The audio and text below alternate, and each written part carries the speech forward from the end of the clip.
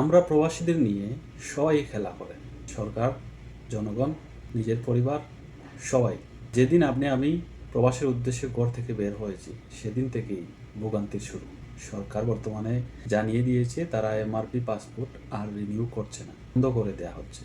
আপনাকে আমাকে ই পাসপোর্টে কনভার্ট হয়ে যেতে হবে। হ্যাঁ, আমরা এটা সরকারকে স্বাগতম জানাই, একটা ডিজিটাল পদক্ষেপ।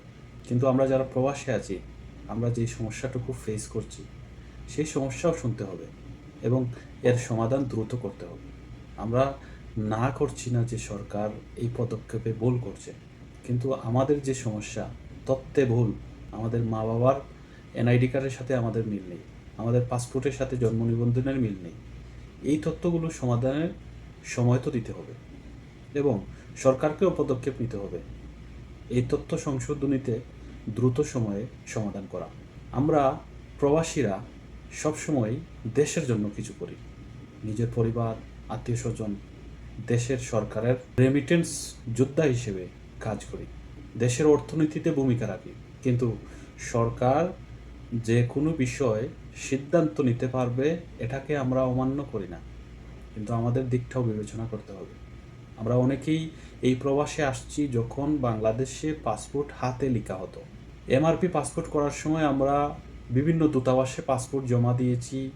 ওখানের কর্মকর্তা বাংলাতে লেখা আমার সকল তথ্য ইংলিশে করে দিয়েছে। ওখানে বাংলাদেশে আমার মা বাবার এনআইডি কার্ডের যে নাম স্পেলিংয়ে বা বানানের সাথে মিল নেই বর্তমানে। আর এই জন্য আমরা ই পাসপোর্টটা করতে গিয়ে যে ভোগান্তির শিকার হচ্ছি। যদি আমরা মা বাবার সাথে মিল রেখে করতে চাই বা জন্ম নিবন্ধনের সাথে মিল করে করতে চাই, আমার পাসপোর্টের যে ডিটেলস আছে সেটার চেঞ্জেস চলে আসবে। আর একটা পাসপোর্টে ভিসা লাগানো পাসপোর্টে আপনার চেঞ্জেস আসলে পরবর্তীতে ট্রাভেল করতে যেতে আসতে সমস্যা ফেস করতে হবে। ওই যে শুরুর দিকে বলছিলাম, আমরা যখন ঘর থেকে বের হয়েছি ভোগান্তির শিকার সেখান থেকেই শুরু হয়েছে। প্রবাসীদের সবাই সাধুবাদ জানায়, রেমিটেন্স যোদ্ধা প্রবাসীরা অক্সিজেন, দেশের অক্সিজেন, কিন্তু কাজের বেলায়, সহযোগিতার বেলায় কেউই পাশে নেই। এই যে দেখুন, যারা ই পাসপোর্ট করবে, যাদের তথ্য ঠিক আছে, তারা শিডিউল পাচ্ছে না ফিঙ্গার দেওয়ার, ছবি তোলার। যাদের আগামী ডিসেম্বরে, আগামী সেপ্টেম্বরে, আগামী আগস্টে পাসপোর্ট শেষ হবে, বর্তমানে নিউ বা ই পাসপোর্ট করার জন্য অফিসে অফিসে ঘুরে ঘুরে চপ্পলের বা স্যান্ডেলের তলা ক্ষয় হচ্ছে, কিন্তু শিডিউল পাওয়া যাচ্ছে না। এদিকেও বাংলাদেশের সরকারকে নজর রাখতে হবে, দ্রুত এর সমাধান করতে হবে। আমরা স্বাগত জানাই সরকারের বিভিন্ন পদক্ষেপ, যে পদক্ষেপগুলো বাংলাদেশ জনগণ এবং প্রবাসীদের জন্য কাজে আসে, কিন্তু আমরা যে সমস্যাটুকু ফেস করি সেদিকেও সরকারকে নজর রাখতে হবে, দ্রুত সমাধান দিতে হবে। আশা রাখবো এই ভিডিওটি কোনো সরকারি কর্মকর্তা দেখে থাকলে আমাদের যে সমস্যাগুলো আছে, আমাদের তথ্যে যে সমস্যাগুলো আছে, সংশোধনীর জন্য দ্রুত সমাধানের ব্যবস্থা করতে হবে। মাসের পর মাস, বছরের পর বছর যেন ঘুরতে না হয়।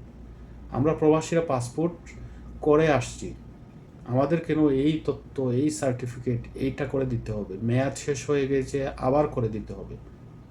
আমি কি এটা নিজে বানিয়ে আনি? আমি তো কোনো সরকারি অফিস থেকেই আনতেছি, তারপরেও কেন আবার ভেরিফাই করতে হবে, আবার এই করতে হবে, সেই করতে হবে? আশা করছি সরকার এই যে এমআরপি পাসপোর্ট কনভার্ট করে ই পাসপোর্টে যাওয়ার জন্য যেই বিষয়ে আমরা ভোগান্তির শিকার হচ্ছি, যেই সমস্যায় ভুগছি, তার একটা সমাধানের সিদ্ধান্ত নেবে এবং আমাদেরকে সিদ্ধান্ত জানিয়ে দেবে।